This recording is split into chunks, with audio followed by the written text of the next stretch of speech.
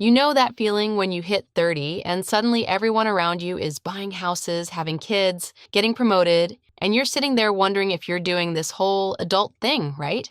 Like your 20s were about figuring things out, but your 30s? Your 30s are supposed to be when everything comes together. Except nobody actually tells you what together looks like. You're just out here winging it, hoping you're not screwing up too badly while watching your bank account get drained by a million different expenses you didn't even know existed 5 years ago. But here's the thing most people miss. There are specific financial milestones that separate those who cruise through their 30s, building serious wealth from those who spend the entire decade stressed, broke, and wondering where all their money went. My name is Jade, and I spend an embarrassing amount of time thinking about financial milestones, life stages, and why some people seem to glide through their 30s while others are constantly drowning in financial chaos. If you're in your 20s looking ahead, you're in your 30s trying to figure out if you're on track, or you're in your 40s wondering if you made the right calls, make sure to hit that subscribe button because what I'm about to show you will completely change how you think about this decade. Now, before we dive into these critical milestones, let me ask you something. When you think about your 30s, what comes to mind? Maybe you picture yourself finally having it all together. Good job, nice place, maybe a family. Or perhaps you imagine yourself still struggling, still figuring things out, still waiting for that magical moment when everything clicks. Here's what actually happens. Your 30s are the decade when everything in your life starts colliding at once. You're in your prime earning years, which sounds great until you realize you're also dealing with more financial pressure than you've ever experienced. Mortgages, weddings, kids, aging parents. It all hits at the same time, and the crazy part is most people navigate this entire decade with no plan whatsoever. They just react to whatever crisis pops up, throw money at problems, and hope everything works out. Then they hit 40 and realize they've spent 10 years running in place financially. Think about it this way. If you've ever watched someone try to juggle while riding a unicycle, you know that adding just one more ball makes the whole thing exponentially harder. Your 30s are like that, except instead of balls, it's mortgages and daycare costs and emergency room visits and your parents needing help. Without the right financial foundation, you're going to drop everything. But with the right milestones hit at the right time, you can actually handle all of it without losing your mind or your money. But here's where it gets really interesting, and this is something that will probably surprise you. The milestones that matter most in your 30s aren't the ones everyone talks about. It's not about hitting some arbitrary net worth number or buying the biggest house you can afford. The real milestones are about creating flexibility and options in your life. Because when you don't have flexibility, every financial decision becomes a crisis. You take jobs you hate because you can't afford to be picky. You stay in situations that drain you because leaving feels too risky. You say yes to expenses you don't want because you haven't built the foundation to say no. This isn't just about being responsible or disciplined. When you're in your 30s without the right financial milestones hit, your life literally operates in survival mode. You're reacting to everything instead of building anything. But something remarkable happens when you cross certain financial thresholds in this decade. Suddenly you have breathing room. Instead of asking, how do I survive this month? You start asking, how do I build the life I actually want? Instead of being reactive to whatever expense pops up, you become proactive about your future. So let's get into the first milestone that changes everything about how your 30s unfold. And this one is going to make some people uncomfortable because it flies in the face of what most financial influencers tell you to do. Milestone number 1 is getting to zero consumer debt. Not zero debt entirely, zero consumer debt.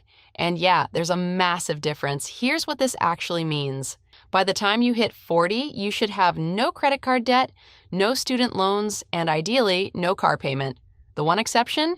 Your mortgage. That's the only debt that gets a pass. Now, before you close this video thinking that's impossible, hear me out. Because the reason this milestone matters has nothing to do with some moral superiority about being debt-free. It's pure math and psychology. Let's say you're carrying the average American car payment, which is about $700 a month these days. That's $8,400 a year going to a depreciating asset. Over your entire 30s, that's $84,000 you're hemorrhaging just to drive something that's worth less every single month. Now imagine you don't have that payment. That's $700 every month that could go toward building wealth, handling emergencies, or just giving you options when life gets complicated, which it will, because you're in your 30s and everything gets complicated. But here's the part nobody talks about. Consumer debt doesn't just drain your bank account, it drains your flexibility. When you're making $700 in car payments, $300 in student loan payments, and carrying credit card balances, you're trapped in whatever income you currently have. Your 30s are when life starts throwing curveballs at you constantly. Maybe your kid needs emergency surgery. Maybe your water heater explodes. Maybe your aging parents need financial help because they didn't plan ahead. And now that's your problem too. Debt adds layers of complexity to your life exactly when your life is already getting more complex on its own. This is why your 30s are the perfect time to kill it. Not because debt is morally wrong, but because eliminating it gives you options when you need them most. And yes, we're keeping the mortgage.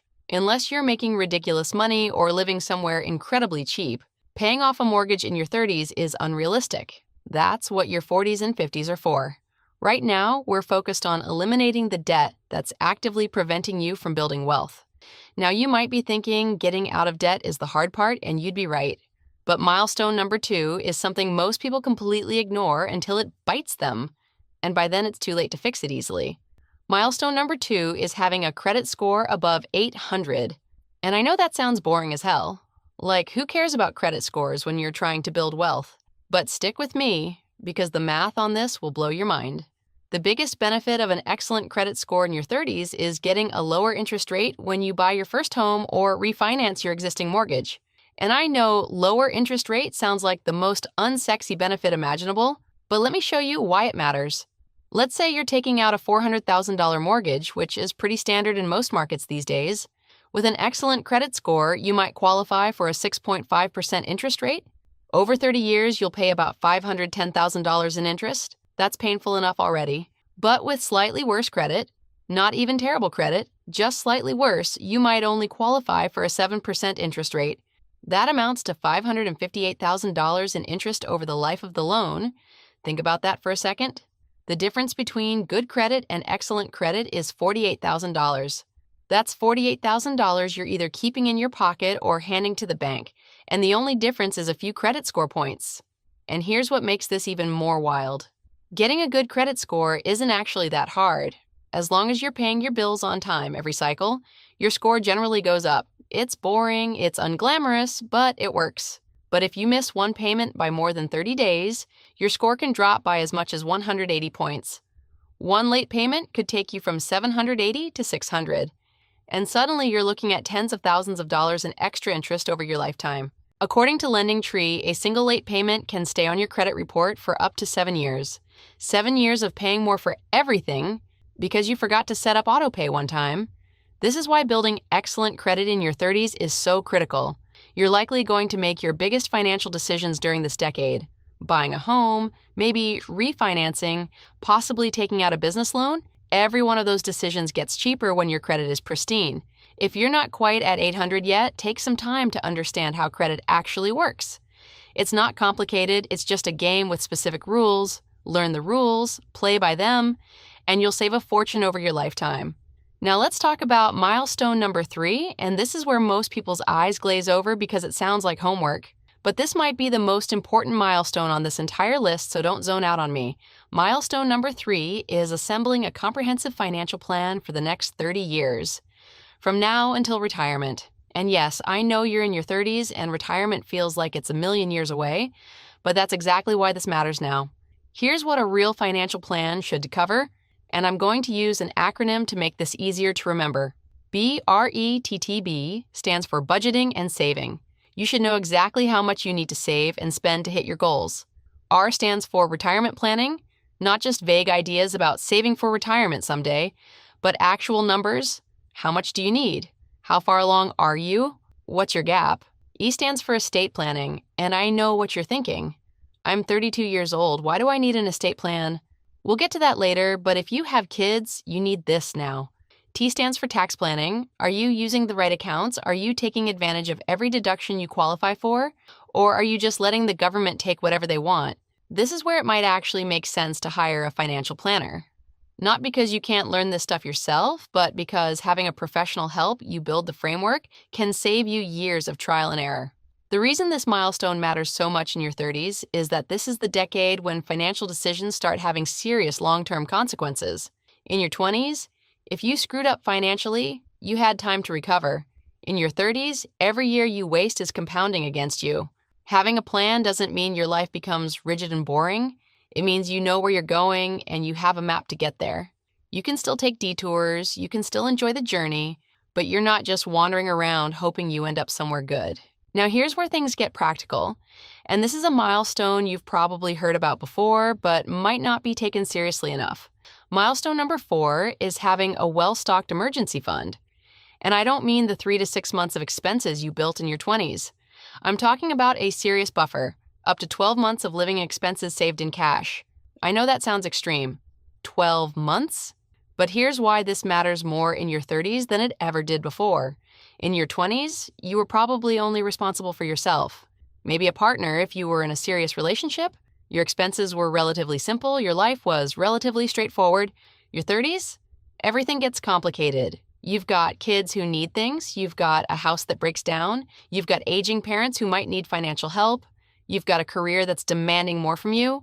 All of these moving pieces create opportunities for financial emergencies. What happens when your kid needs emergency surgery and you hit your insurance deductible? What happens when your water heater explodes in the middle of winter? What happens when someone comes to you with an incredible investment opportunity but you need cash to jump on it? Having liquid cash sitting in a high-yield savings account gives you options. It means you can handle emergencies without derailing your long-term plans. It means you can take advantage of opportunities that only come around once. The standard personal finance advice is 3 to 6 months of expenses, and if that's all you can manage right now, great. You're already ahead of most people. But if you can push that to 12 months, you're giving yourself a level of security that's hard to overstate. And here's a psychological trick that makes building this emergency fund way easier. Instead of trying to save $20,000 or $30,000 all at once, which feels impossible, break it into smaller chunks. Save $1,000 every couple of months. That's way more achievable, and before you know it, you've built a serious buffer. All right, milestone number 5 is where we start talking about real wealth building. And this is the one that separates people who retire comfortably from people who work until they physically can't anymore. By the time you're 40, you should have at least 3 times your annual salary saved for retirement. Not in your checking account, not in some vague investment account, in actual retirement savings. According to the Bureau of Labor Statistics, the average American at age 40 makes about $62,000 a year. That means you should have around $186,000 saved by 40. And yeah, I know that sounds like a massive number if you're nowhere close right now. But here's why this milestone is so critical. If you hit this target and keep contributing throughout your 40s and 50s, you should be able to retire at 67 with over $2 million. That's assuming standard 8% annual returns and continued contributions. Having a significant amount saved by 40 gives you at least 25 more years of compounding. And as we've talked about before, compounding is where the real magic happens. The money you save in your 30s will do more work for you than money you save in your 50s simply because it has more time to grow. Now, if you're watching this and you're nowhere near 3 times your salary saved, don't panic. You still have time. Your 30s might give you 2 to 3 decades before retirement, and that's still plenty of runway to build serious wealth. But here's what I want you to do. Look at where you are right now. Are you on pace for this goal? Are you ahead? Are you behind? Because knowing where you stand is the first step to getting where you need to be. And if you're part of this community, I want you to aim higher than the standard benchmark. Don't settle for 3 times your salary. Go for 4 times, 5 times, 6 times.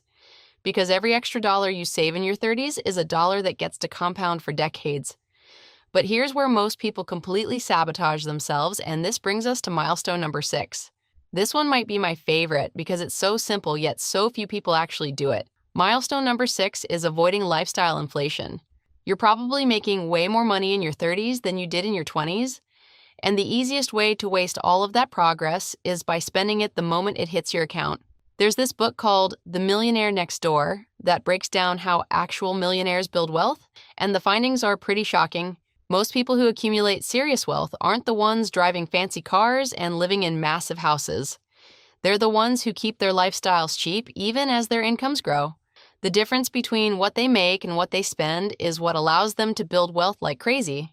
On the flip side, the people who look wealthy are often drowning in debt. Doctors and lawyers making $300,000 a year but spending $280,000 of it. They're driving the same cars as their colleagues, living in the same neighborhoods, keeping up the same appearances. And these are the same people who can't pay off their student loans, who have massive mortgage balances, who live paycheck to paycheck despite making six figures. The author uses this great analogy about offense and defense. If you have a growing income, that's your offense. If you control your spending, that's your defense. And here's the kicker. Great offense with poor defense means you're not accumulating wealth. The foundation of wealth building is defense, budgeting, planning, not spending every dollar that comes in just because you can. This is what wealthy people mean when they say money goes to money. It's not that the universe magically rewards people who already have cash. It's that having money gives you options, and options create more opportunities to make money. So when your income grows in your 30s, and it probably will if you're advancing in your career, resist the urge to upgrade everything. Keep driving the reliable used car, stay in the reasonable apartment, don't buy the luxury goods just because you can finally afford them. Because every dollar you don't spend on lifestyle inflation is a dollar that gets to work for you for the next 30 or 40 years. And that dollar is worth way more than the fleeting satisfaction of a nicer car or bigger house. Now, milestone number 7 is one people usually put off until way later in life, but if you're in your 30s with dependents, you need to handle this now. Milestone number 7 is starting an estate plan. And yeah, I know what you're thinking. I'm 34 years old. Why am I planning for my death? But here's the thing. The deciding factor isn't your age. It's whether you have dependents and assets to distribute. If you have kids, you need an estate plan, period. The major components are pretty straightforward: a living will, even a basic one, and a healthcare power of attorney. These are just documents that state your preferences if something happens to you, and they're not as complicated as you might think. You can go online, find a living will template, customize it for your situation, take it to a notary, get it notarized, and boom. You've got a basic estate plan. Another huge benefit of an estate plan is designating a legal guardian for your minor children. If something happens to you, you're ensuring your kids are taken care of by someone you trust, instead of leaving that decision to the courts. All right, milestone number 8 isn't directly about money, but it might be one of the most valuable milestones on this entire list. Milestone number 8 is investing in your health. And I know that sounds like generic self-help advice, but hear me out on the financial logic here. Good health means you live longer, which means you have more time to make money and enjoy the wealth you've built. It also means you have fewer healthcare expenses throughout your life, which saves you a fortune over decades. You should be aiming for regular exercise, a balanced diet, and proper sleep. All the boring stuff everyone tells you to do, but nobody actually does consistently. There's this famous saying that you don't take your money with you when you pass. And the same logic applies to health. Doesn't matter if you've built millions or even billions of dollars if your body isn't healthy enough to enjoy any of it. What's the point of financial freedom if you're too broken down to travel, to play with your grandkids, to actually live? This decade is when you need to build healthy habits that will carry you through the next 40 or 50 years. Not because it's virtuous, but because it's the most valuable investment you can make in your future self. Now let's talk about the final milestone, and this one only applies if you're planning on having kids or already have them. Milestone number 9 is starting a 529 plan. This is an investment account specifically designed for educational expenses, and it comes with some pretty incredible tax benefits. You can even start a 529 before your kids are born. Just set yourself as the beneficiary, and when your kids arrive, redesignate them. When you contribute to a 529, you get a state tax deduction. When you withdraw for educational expenses, it's tax-free. All the earnings are tax-free as well. It's an insanely powerful account for anyone planning to help pay for their kid's education. And if your kid doesn't use the full balance, you can roll it over to a sibling. If you don't have other kids, you can redesignate yourself as the beneficiary for any lifelong education expenses. It's basically free money from the government for doing something you were probably going to do anyway. If you care about your kid's future, this is a no-brainer. Look, your 30s are probably going to be the most financially intense decade of your life. Everything hits at once. Mortgages, kids, aging parents, career pressure, trying to build wealth while also just trying to survive. But if you hit these 9 milestones, you're not just surviving. You're building a foundation that will carry you through your 40s, 50s, and beyond. You're creating options instead of limiting them. You're building wealth instead of just reacting to expenses. Start working toward these milestones today, because your 40-year-old self is counting on the decisions you make right now. And trust me, they'll thank you for it.